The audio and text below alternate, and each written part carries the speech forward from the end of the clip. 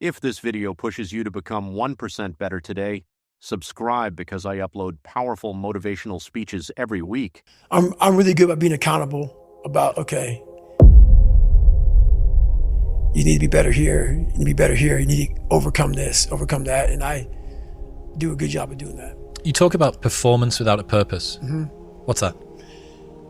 So, like, for instance, let's say you have no races. Let's say you have no classes, no nothing. There's no purpose in your life. You know, people need to have purpose to live. They need purpose to perform.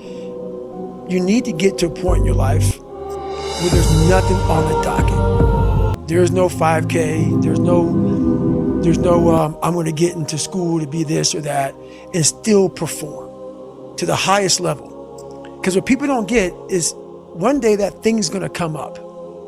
And if you're not constantly performing without purpose, you're not going to be ready when the time comes.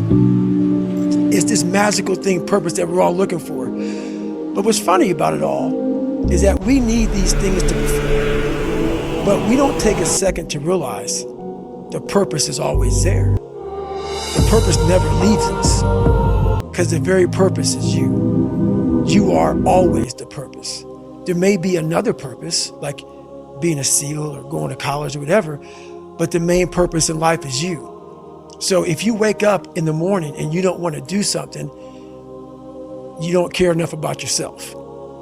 And that's what you need to really research is, man, why am I not doing this for myself? Because that is the number one purpose in life, is to better oneself. So that's the only purpose I need. So the reason I give every day, even though there's no race or there's no school, there's nothing in front of me, is because I have pride in myself. And discipline is good too. But without a clear headspace, there's no discipline. What do you mean? So let's say we have a circuit breaker, okay? And I'm loading everything up to one circuit. Just load it up.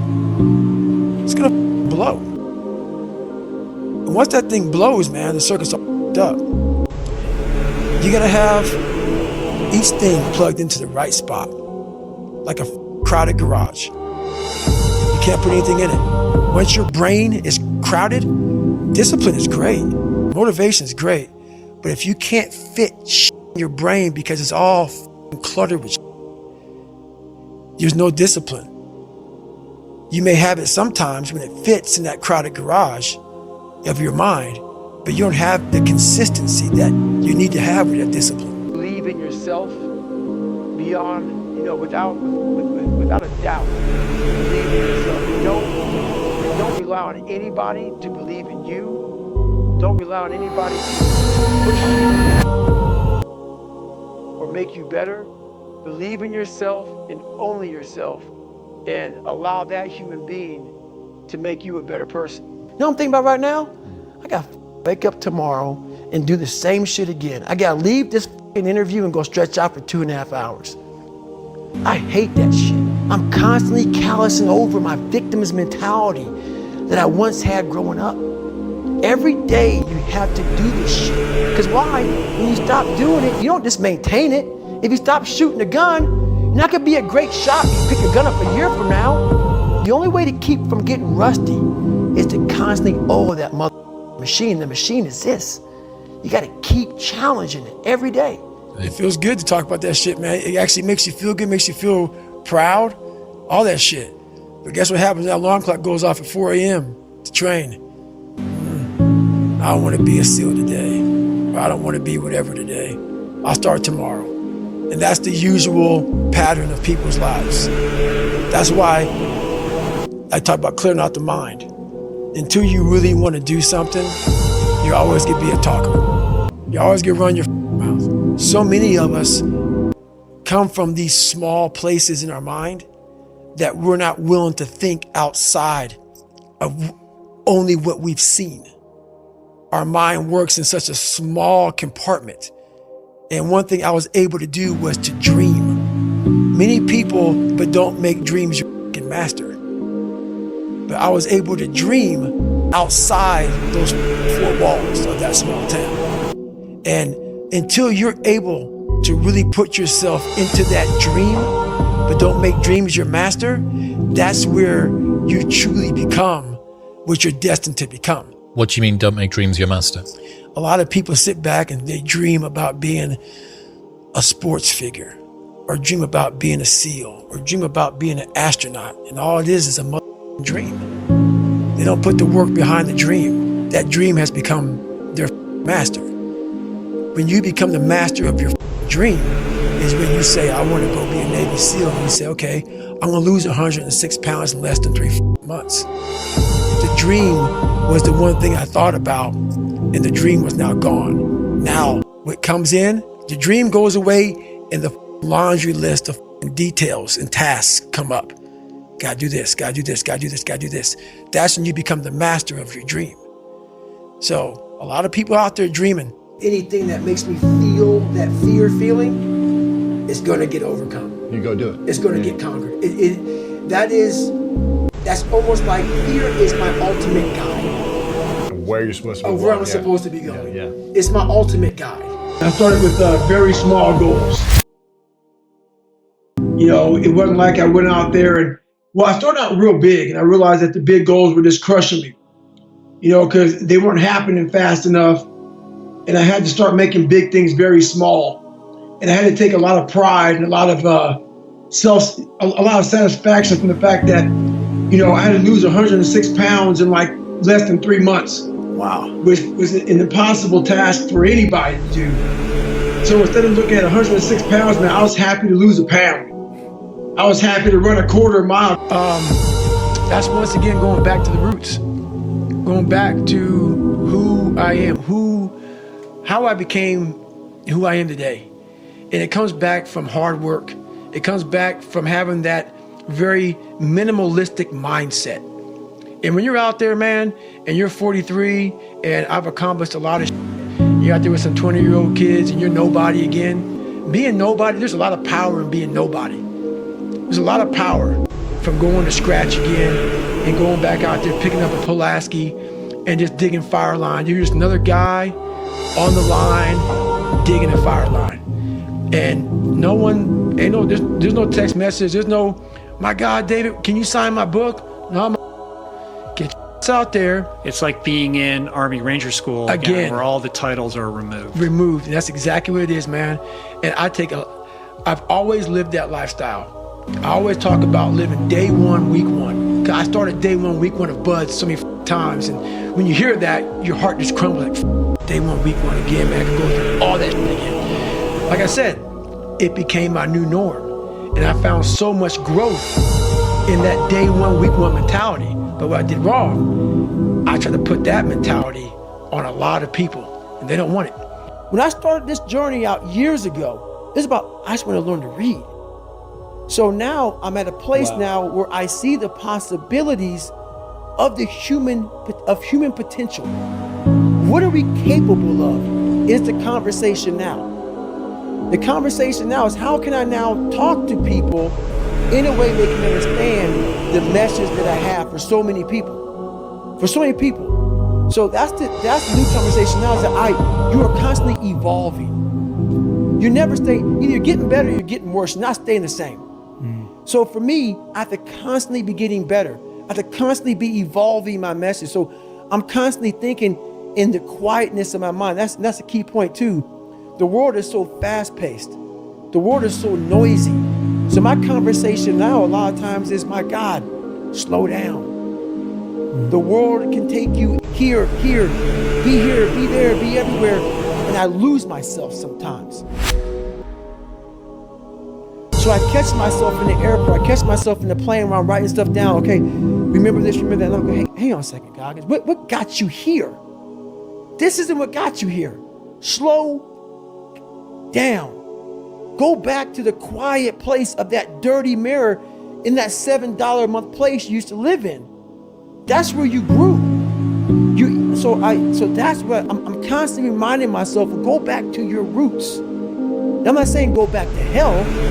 I'm saying don't forget where you come from. As you start to explode out of the gate when you become someone, my conversation is, do not forget your roots. Do not forget your roots. Don't let this become so big that you lose yourself amongst the noise Go back to the quietness of what made you successful. That's the conversation now. It's a constant reminder of that. I think pushing yourself physically is the #1 factor of life. That is the true spot where you can really dive deep into. Life's about self-discipline. It is about self-discipline. We tend to do the things that are easy. And that is, it builds no mental toughness. It builds no mental hardening. It builds nothing. When you work out, working out is where you can build that the fastest. Because it's a constant, it gives you instant feedback. Yeah, you may not lose the weight you want to real fast, but the discipline it takes, it transfers over to all aspects of your life. It's not, people, man, why are you always working out? Stop looking at it that way. This is the foundation of life. When you look in the mirror, every morning we all look in the mirror to get ready to go to work, to go anywhere. The first thing you see is your reflection. If you don't like what you see in the morning, you lost the war already. It's not about even liking what you see. It's about looking in the mirror and you may start, man, I feel different.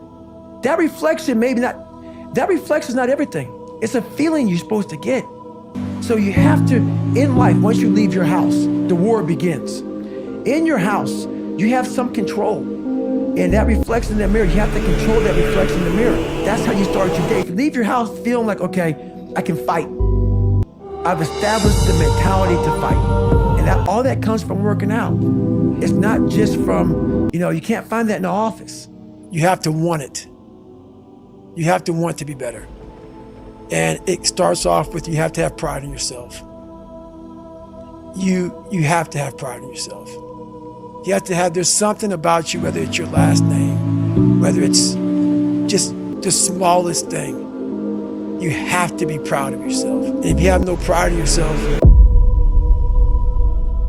I can't give it to you. Because you're always going to compromise. You're always going to fold. Always. I'm very proud of this. That's why when people said, you know way you can do better than Can't Hurt Me. Roger that. We'll see.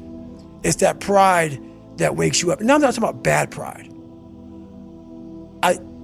The attention to detail for the human being I want to do. I call this thing, like, I want to be the standard. I want to be that guy. Like, every place I went in the military, there was this ethos about how this place is, how we're going to live, how we're going to represent ourselves. And I walked around and I saw that most people didn't live up to that ethos. Hope is bullshit. When I was going through SEAL training, a lot of people hoped that they would pull us from that cold water. Man, hope ain't gonna get you because it's not in your hands. Hope is not in your hands.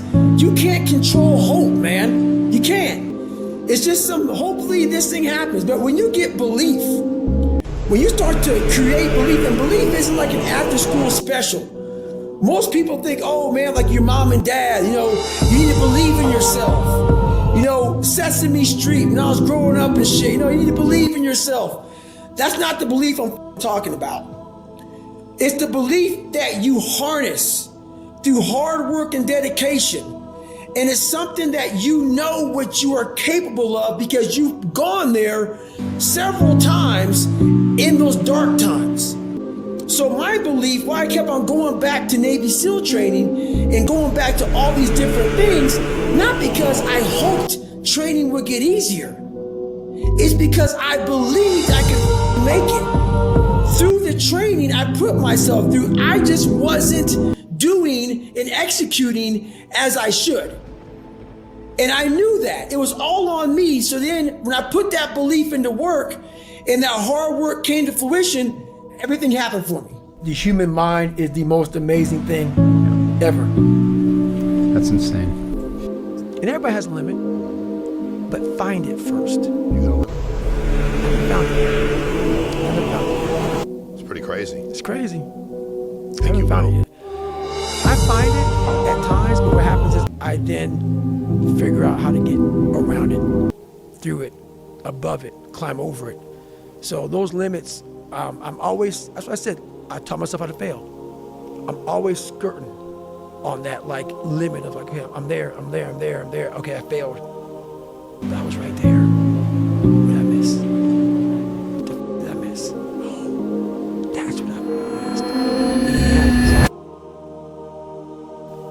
Because when I grew up, my mom worked 3 jobs, and all I wanted to do is she got her damn near murdered. And it took her down a dark hole. And I saw this. That helped me grow up to say, all I want to do is retire my mother when I get older. That's all I want to do. And thank God I did that. But the thing about it, with a lot of people, they don't have that in them. The parents raise the kids very differently now, so the kids don't have that sense of self. And I believe in self-discipline, self-pride, self-motivation. No one has that self anymore. That self is gone. So that driving force that tells you, I have to do this. Yes, I run every single morning. So that's what time are you up? When are you waking up? I'm up about 5:30. So every morning starts with a run. And that's because that's the one thing I hate to do more than anything in the world. So that's like my cup of coffee. And I'm all about armoring yourself. So the second you leave your house, and the second you open your phone, the second you do any of that, you are now letting in poison and cancer. So I make sure a lot of things you can't avoid. So as I get up, I start to armor plate my mind and body. Like a person's going to war, you put your body armor on. That's what I'm doing on that run. I'm waking up and I'm giving myself all this armor. So when I come out in the world, I look at that phone, I'm ready. I'm not waking up late. I'm not rushing around. I'm not disorganized. Because I know I'm going to get hit in the mouth. There's an art to getting hit in the mouth. And that is why these things are important. You have to wake up and you have to give yourself belief. You have to give yourself confidence. So it starts with that run. So after the run, I come home, I eat something small. How long's the run typically at the moment? Nowhere under 12 miles. So 12 miles is the minimum. Most people fail those 1 seconds. And then that 1 second leads to 20 years, 30 years, 40 years. I have people who have been through training with me, Ranger School, SEAL training, Air Force training, and I get calls from them today, and they have great lives. And all they talk about is how they failed in that one moment. And they can't even enjoy their life now because they're now warm. They're now warm. There's no more suffering. There's no more suffering for me either. And we're in the same boat now. But you're suffering. So we're not suffering, but you're thinking about what you could have been. I am exactly what I should have been. And that's where people start to lose it. Because now I realize that in that 1 second. I go through all that. I know how it's going to feel because I failed so many times before. Failure is the ultimate thing, man. I failed so many times before. That's why I don't look at failure anymore as failure. I look at it as my first, second, and third attempt. So that's what that's all about, man. Like people think that the races I did in the military broke me. I was way numerous health problems before I even got in the military. Really? Numerous. I'm talking about you're talking about like sickle cell. Yeah, I remember that. Twisted body from all the stress I was under as a kid. Yeah. There's a lot of different problems. Thyroid issue, adrenal issues, all kind of that you had when you were young? Yes. Okay. And so then they got magnified as I got older. So I would go to the start line of a race, like Badwater, the 135-mile race to Death Valley. No one knows this, but if you go back, and there's videos, Google David got his first video, or first Badwater race, you will see black compression tape on my ankles. I had broken feet at the start line of a 135-mile race. Your feet were broken. Broken. And if you go back, you will see as I'm finishing the race, you will see this black compression tape floating behind me. I went to the start line of that race. I trained for that race. And I don't talk about a lot because what happens is normal people with normal minds can't understand that. So then you become a liar or an or this and that. But now I got to the point in my life where I'm like, you can go f yourself, dude. If you don't believe it, go ahead. But I don't talk about a lot because I know what I've done, and I know what the mind can do and where it can take you. I've experienced it over and over, and my mom has seen it over and over and over, to the point where it's almost like I can't even believe sometimes, but I'm willing to go there. I'm willing to push myself to that limit and see what happens. What you believe is going to be your live it up in your 20s. Your 40-year-old self doesn't value any of that, but your 40-year-old self absolutely will value the skills that you acquired in your 20s, because the skills will stay with you and will compound with time. But I want to be clear. I don't say you should or shouldn't do anything. You can do whatever you want. This is just one man's 2 cents if you're dissatisfied with your current. But I remember there was this moment when I had 6 gyms and I knew what I was going to do to get to 10 locations. I ended up flipping the model and doing something else. But when I realized what it would take to go from 6 to 10, I remember I made this video where I publicly basically was just like, hey, I'm working a lot right now. And I was working basically like 6/12s. And I still kind of like took Sundays. And I used to watch the Ravens. And I looked at what little time I had left in my week. And I was like, well, am I willing to give up the Ravens, which is a football team for those of you guys who aren't in the US, and, fantasy and, Netflix series that I watch? Am I willing to give up that to get to 10 locations? And I was like, yeah, I'm willing to give that up for 10 locations. And so I made the trade. Some of you aren't willing to give up dodgeball or, beers with the boys. And I don't think, if you're not, great, just make sure that you're doing it for the trade-off that you know you're actively making, right? If you're doing it by default, right? If you're watching your TV series and you really are like, no, I would prefer to have this TV series than my goal, then dude, more power to you. The thing is that most people make unconscious trades. If you want to achieve a goal, you're either going to have to accept boredom or pain. And the bigger the goal, the more of both you'll get. When I started my gym, I actually lived with 6 other people in one house. The thing is like, I was doing that when I was making like 20 grand a month take home.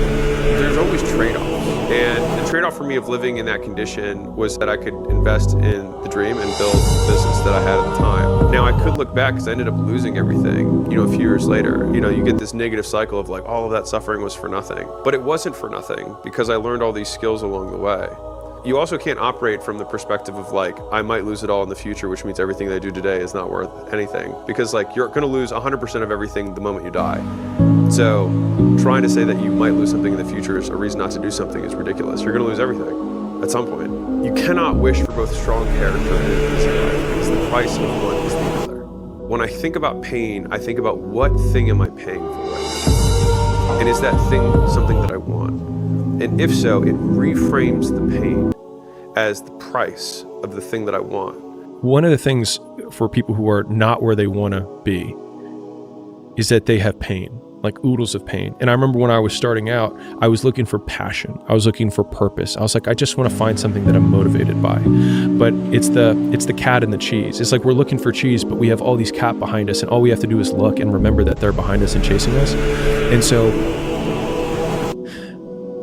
if you have the cat and you're staying in your current situation, you're being used by the cat, right? You're being used by the business owner who, it doesn't treat you well and is, and you're in this job that you don't really want to be in, right? Or you're being used by the situation or the context of the relationship that you're in with the girl that you're like not that into, right? Versus saying like, this is terrible. And because of this terribleness, I now have something that I can run away from.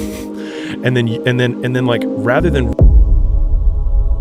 not looking at the knife or trying to take painkillers to not feel the pain, it's like completely sobering up, taking the knife and twisting it in your own heart and being like, I'm gonna fucking do something about this. And I think that's what the heroes, like if we're heroes in our own story, it's not avoiding pain, it's choosing from the very beginning the alchemy, which is like you have these terrible situations. It's like, and you have the opportunity to turn them into magic and skip or shortcut all the growth you're going to have in a really short period of time simply by twisting the knife and being like, I'm going to do something about it. That there's always an advantage and a disadvantage from every position, right? So like I remember Gym Launch is still a big company, it still continues to grow, but in the gym licensing space, there's not many people who can compete with us there, right? And I would talk to guys who were in the space, I would talk at a conference, whatever, and younger guys would be like, well, I want to be in this space too, and it's not fair because you have this big advantage. And I was like, you have a way bigger advantage than I do. I was like, because if I were in your position, I would go to every single gym owner and be like, you don't want to be with Jim Launch. You don't want to be with Alex. You're just a number to him. Like, you're never going to talk to him. Like, you're just a cog in the wheel there. With me, you're going to get my personalized attention. There is just some employee down the chain that's following some process, right? I was like, but on the flip side, if I'm talking to that same gym owner, then I'm going to say, you don't want to talk to Jimmy. He lives in his mom's basement. He has no proof that he's good at what he's at. The reason that we're number one in the space is because we've done it so many times and we have a system that we know that if you go in this side, you will get this result on the outside. I was like, there's always a position and there's always an advantage. I was like, you just have to play the one you've got. And most people just look at what everyone else's advantage is and don't think, which one do I have? Most of the pain that people experience is purely in their own minds. There's this line that I heard David Goggins say. I'm David Goggins' bit. I remember him saying it, and I thought to myself, like, you want to be able to say that in the mirror to yourself and not laugh at yourself. And the only way that I can do that is know that when no one's watching, I work harder than when they're watching. And thinking about it like that has given me this persistent and ever-present scorecard or third party that's like, no one's watching, which means now you have to work because otherwise you're full of shit. You can define commitment by eliminating alternatives. So if you're committed, you've eliminated alternative actions. Right? Like, you can say I'm committed, but until you eliminate other options, you're not committed. There's always a get out of jail free card. Right. And so a lot of people make decisions to end relationships, to quit their job, to start the new thing, but they don't become committed to the decision until they remove the other options. And then you're forced to take action on it. And so I think actually defining those two different things. Now you could define, decision as to kill off, like decadere from Latin, but from a colloquial thing, I think there are two different instances. It's like, I need to change this, and then I do change it.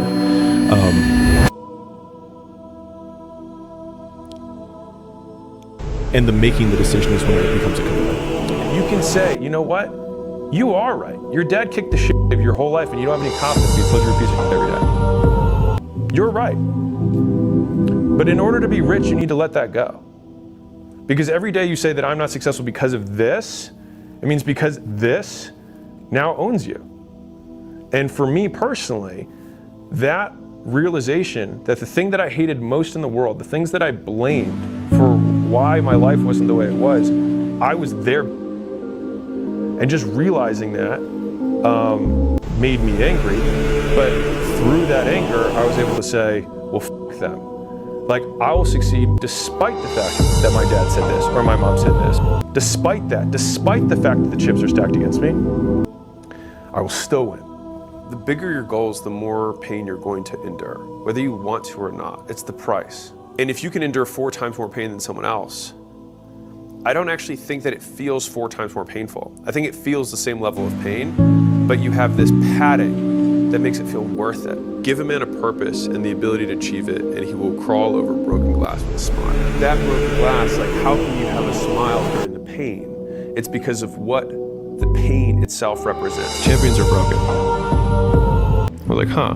It's like people look at champions and try and find something that champion has that they don't have. And he's like, but it's not that at all. He's like, they lack something everyone else has, which is an off button. They just don't stop. And at the end of the day, like, if we're optimizing for outcomes, then the most broken person will win. The person who has the absolute biggest, desire for achievement, the absolute biggest fear or pain that they're running away from, and the hardest impulse control. Now, impulse control, most people would agree, is a good thing. The other two, not as much. And so, what are we optimizing for? What problem are we solving? It's my favorite. It's probably the number one most frequently asked question that I ask to our portfolio companies whenever we're about to do anything, which is, what problem are we solving? If the problem that we're solving is that I want to be content, well, there's a lot of ways to do that. You don't need to do all these other things.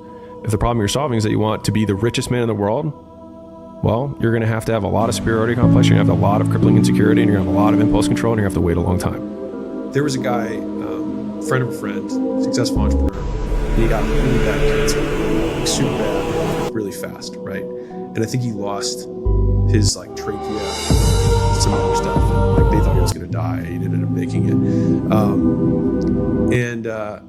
And he was telling my friend, he was like, man, so grateful. And it was like, you'd think it was like the whole I see life a different way now. It wasn't that. It was while he was going through it.